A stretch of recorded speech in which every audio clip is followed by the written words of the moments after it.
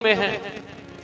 मंगल ने कहा कि वो हमारे बनोई जी है राम जी, मंगलम भूमि पुत्रस्य, मंगल भूमि का बेटा, और सीता जी भूमि की बेटी, तो जीजाजी की आराधना करता हूं, उसका हम अमंगल कैसे करें। बुद्ध को कहा गया तो बुद्ध ने कहा कि जो कुंडली में ज्यादा ग्रह जिस तरह से फल देते हैं, मैं तो नपुंसक ग्रह वैसा ही फल देता हूं। बृहस्पति देव ने कहा कि जो धर्म में प्रवृत्त होगा उसका मैं कुछ नहीं करूंगा। शुक्र ने, शनि ने, सब ने अपने अपने मंतव्य दिए। तो गोस्वामी जी कहते हैं, जानकी नाथ सहाय करे सबे, जानकी नाथ सहाय करे सबे, कौन बिगाड़े करे नर तेरो, जानकी नाथ सहाय करे सबे, कौन बिगाड़े करे नर तेरो, जानकी नाथ सहाय। भगवान जानकी नाथ सहाय करने वाले हों तो कोई कुछ नहीं बिगाड़ सकता। अब नारद जी को जो श्राप लगा हुआ था वह श्राप खत्म हो गया, क्योंकि भगवान का नाम ले रहे थे। अब नारद जी को लगा कि आश्रम अच्छा बना हुआ है, क्यों न यहाँ बैठ के कुछ तपस्या की जाए। अब नारद जी तपस्या करने के लिए बैठते हैं तो इंद्र सोचता है कि नारद जी तप क्यों कर रहे हैं, कहीं मेरा आसन तो नहीं ले लेंगे, मेरी कुर्सी नहीं चली जाए। ये बड़े लोग जो कुर्सी वाले हैं उनको कुर्सी की बहुत चिंता रहती है। नारद जी साधना कर रहे हैं पृथ्वी पर और वो इंद्र स्वर्ग में सोच रहे हैं कि हमारा पद नहीं चला जाए। ऐसा ही होता है भाई। एक लड़का अगर कुछ सामाजिक एक्टिविटी करे या वार्ड मेंबर के चुनाव में ही खड़ा हो जाए, मंत्री तक को चिंता हो जाती है, ये चुनाव में क्यों खड़ा हो रहा है, कहीं हमारा पद नहीं चला जाए।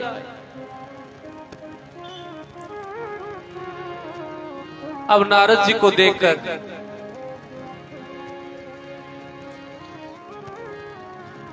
इंद्र को चिंता हुई। नारद जी तपस्या में बैठे हैं, इंद्र के मित्र है कामदेव। कामदेव को कहते हैं मित्र, एक मित्र का काम नहीं कर सकता, मैं बड़ा दुखी हूं। जेन मित्र दुख हो ही दुखारी, जेन मित्र दुख हो ही दुखारी, जेन मित्र दुख हो ही दुखारी दुखारी दुखारी, जेन मित्र दुख हो ही दुखारी, नहीं बिलो पर पातक भारी, नहीं बिलो कर पातक भारी, नहीं बिलो कर पातक भारी। इंद्र भगवान कामदेव को बुला के कहते हैं, मित्र, मित्र के दुख में दुखी होना चाहिए।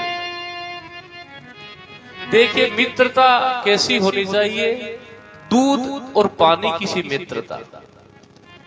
क्षीर में नीर मिलाय दियो तब आपन रूप स्वभाव दिखायो, क्षीर स्वभाव की आंच लगी तब नीर ने अपनो अंग जलायो, जलियो जब नीर चलियो तब क्षीर मिलियो, जब नीर रुकियो तब क्षीर, मित्र होने को धर्म निभायो।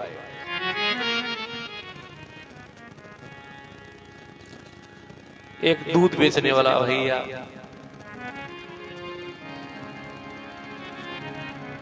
किसी दिन दूध कम हो गया, किसी ने कहा कल थोड़ा दूध ज्यादा चाहिए तो थोड़ा पानी डाल दिया, जाके उसको बिक्री कर दिया। एक मैया ने लिया, भगोले में टोपिये में डालकर गैस पे चढ़ा दिया। जब गर्म होने लगा दूध तो क्षीर में नीर मिलाई दियो, तब आपन रूप स्वभाव दिखायो। दूध ने उस पानी को अपना रूप दे दिया, अपना स्वभाव दे दिया। स्वभाव का मतलब 40 रुपये केजी वो भी बिक गया, ये भी भाव है। क्षीर में नीर मिलाई दियो, तब आपन रूप स्वभाव दिखायो। सहज स्वभाव की आंच लगी, मैया ने भगोले को लेके गैस पे चढ़ाया। सहज स्वभाव की आंच लगी, तब नीर ने अपनो अंग जलायो। वो पानी कहने लगा, मित्र तुम्हारे सामने मेरा कोई मूल्य नहीं था, लेकिन तुमने मुझको स्वीकार किया, अपना भाव, अपनी योग्यता, अपनी पौष्टिकता, अपनी शीतलता सब कुछ दे दी। तो आज जब आंच आई है तो पहले मैं जलूंगा। क्षीर में नीर मिलाई दियो, तब आपन रूप स्वभाव दिखायो। सहज स्वभाव की आंच लगी, तब नीर ने अपनो अंग जलायो। वो भाप बन के उड़ने लगा। चलियो जब नीर, चलियो तब क्षीर। वो दूध कहने लगा, मित्र इस टोपिये में अब मैं भी नहीं रहूंगा, तू नहीं है तो मैं भी चलूंगा। वो भी उफरने लगा। चलियो जब नीर, चलियो जब क्षीर, मिलियो जब नीर। वो मैया चतुर थी।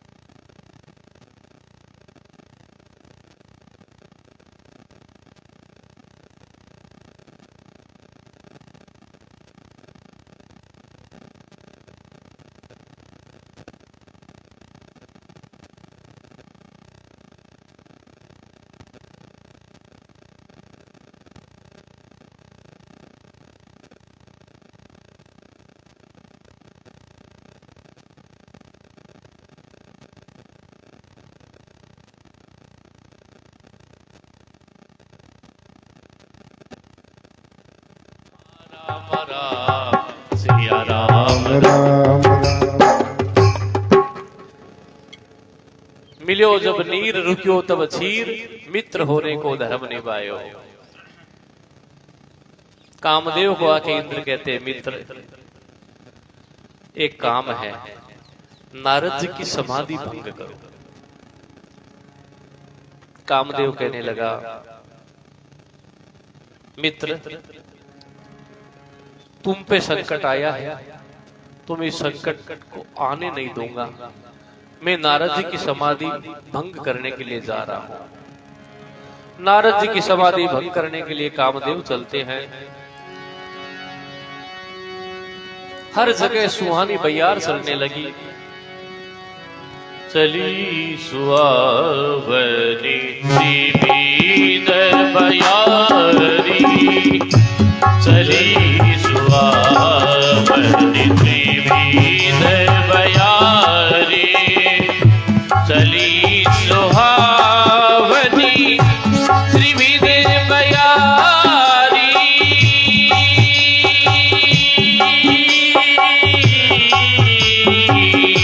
चली सुहावनी त्रिविध बयारी, काम किसान बढ़ावे निहारी, काम किसान बढ़ावे निहारी।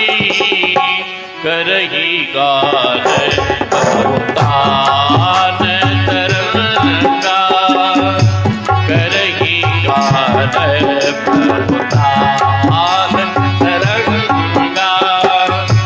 बहुविध की रही पानी पतंगा, काम कलाक सो पुण्य व्यापी।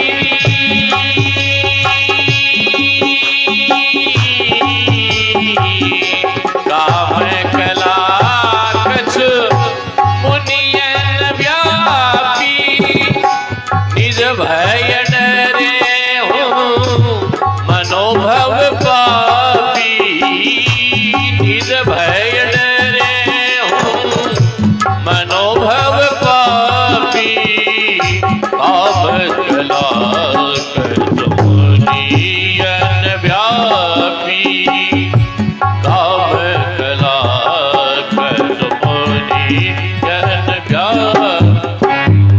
कामदेव बसंत का निर्माण करता है, रंभादि देवांगनाओं को लेके आता है, लेकिन नारद जी का कुछ नहीं बिगाड़ सकता। बड़ रखवार रमापति जासु, जानकी नाथ सहाय करे, तब कौन बिगाड़ करे नरदेव। अब कामदेव ने युक्ति लगाई, ऐसे नहीं जीत सका तो नारद जी के पास में आके प्रशंसा शुरू कर दी।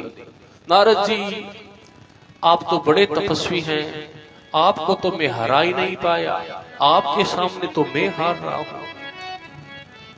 जो नारद जी की प्रशंसा की, नारद जी की समाधि टूट गई।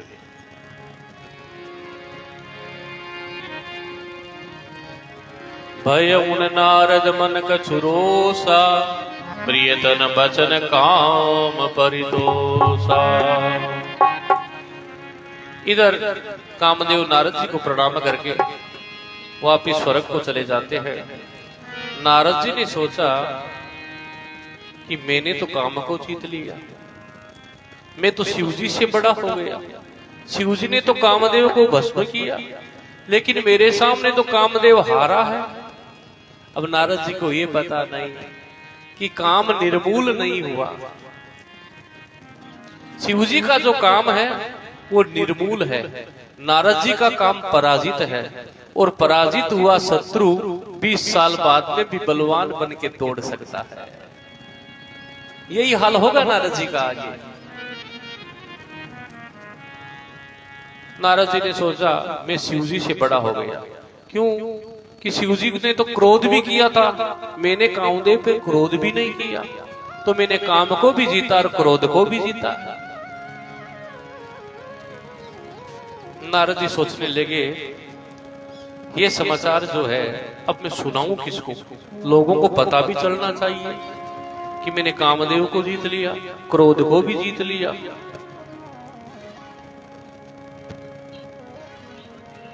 अब नारद जी शिव जी के पास पहुंचते, शिव जी के पास जाके क्या कहते हैं,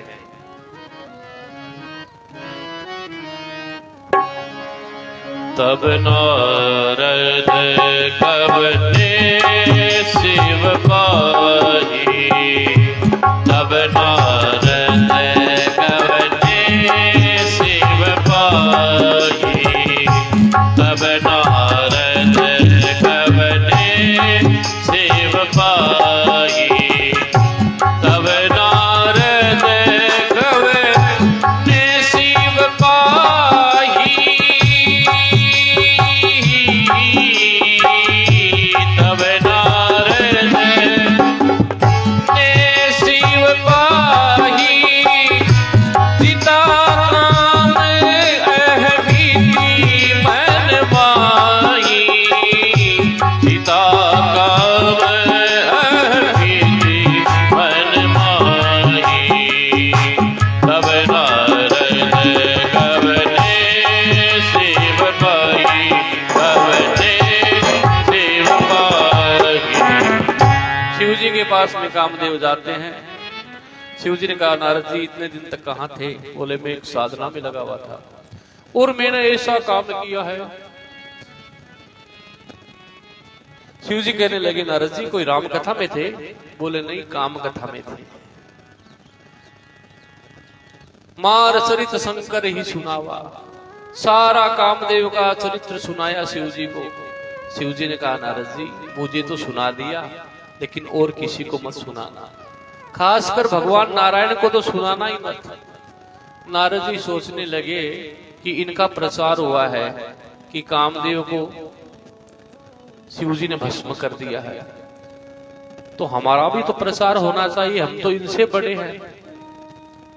शिव जी ने हित की बात कही थी, लेकिन नारद जी समझे नहीं।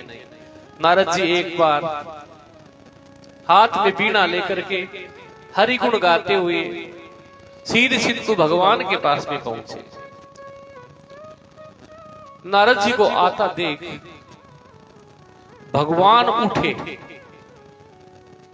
नारद जी आइए आइए, आसन पर बिठाया। भगवान हंसकर बोले, भगवान जब हंसते हैं तो कोई न कोई लीला करते हैं। बोले भी हसी चराचर राया, बहुत दिनन की नी मुन दाया। नारद जी बहुत दिनों से नहीं पधारे, हम तो आपका दर्शन करना चाहते थे।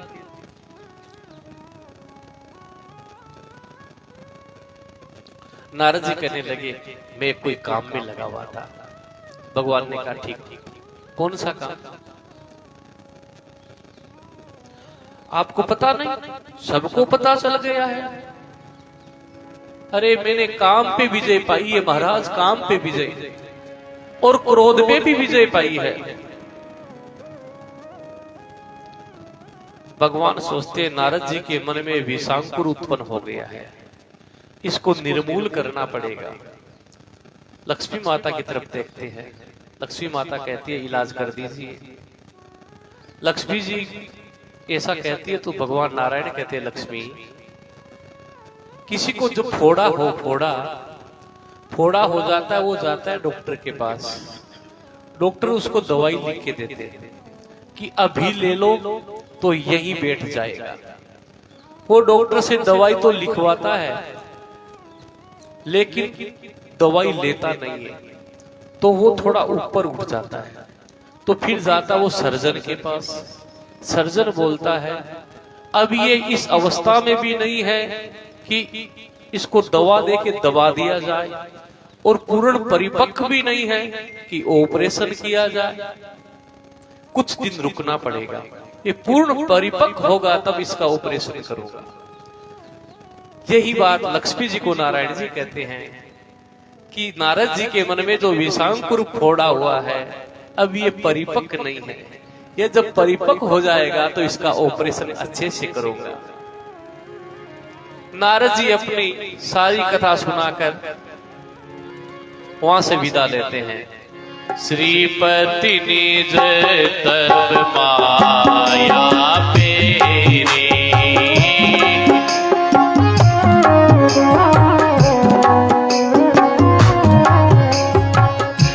सुनो कटनी करनी तेरी गेरी, सुनो कटनी तेरी करनी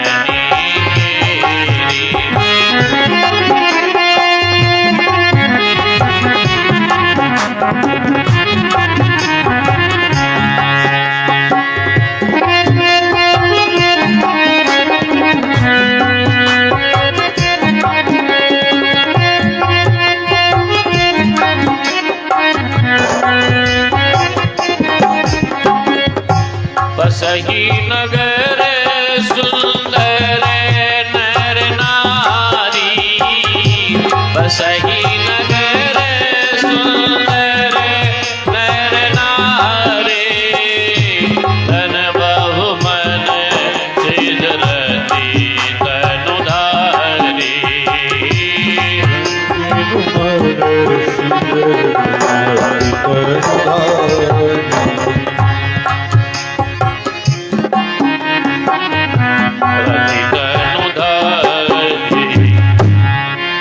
नारद जी जिस रास्ते से जा रहे थे भगवान ने अपनी माया को प्रेरित किया, ऐसा सुंदर नगर बनाया महाराज। वहां पे बड़ी समाज बैठे हुए हैं, राज समाज बैठे हुए हैं। ऐसा सुंदर श्रीनिवासपुर ते अधिक बैकुंठ से भी सुंदर नगर। नारद जी सोचने लगे ये नगर पहले तो नहीं था, होगा पता नहीं, ध्यान में नहीं आया होगा। किसी को जाकर पूछने लगे ये इतनी नगर में भीड़ भड़ाक, ये भीड़ क्यों है? सबने कहा यहाँ का जो राजा है उसका नाम है शील निधि, और अपनी सुकुमारी का स्वयंवर रखे हुए हैं। नारद जी उस राजा के पास पहुंचते हैं। अब शीलनिधि नाम की जो राजा है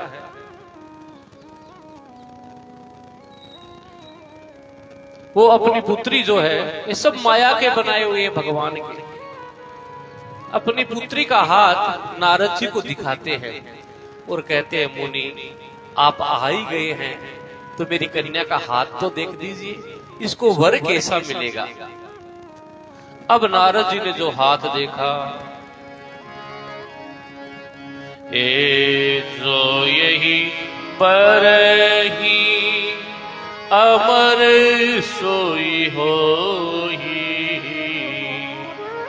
समर भूमि तेहि जीती न कोई। जो इसका वर्ण करेगा वो अमर होगा, उसको युद्ध में कोई जीत नहीं सकेगा। यद्यपि लिखा ऐसा था कि जो अमर है वो इसका वर्ण करेगा। नारद जी ने सोच लिया कि मैंने काम को जीत लिया, क्रोध को जीत लिया, अमर और हो जाऊं तो कहना ही क्या। अब ये कन्या मेरा वर्ण कैसे करेगी। लक्षण सभी विचार उर राखे,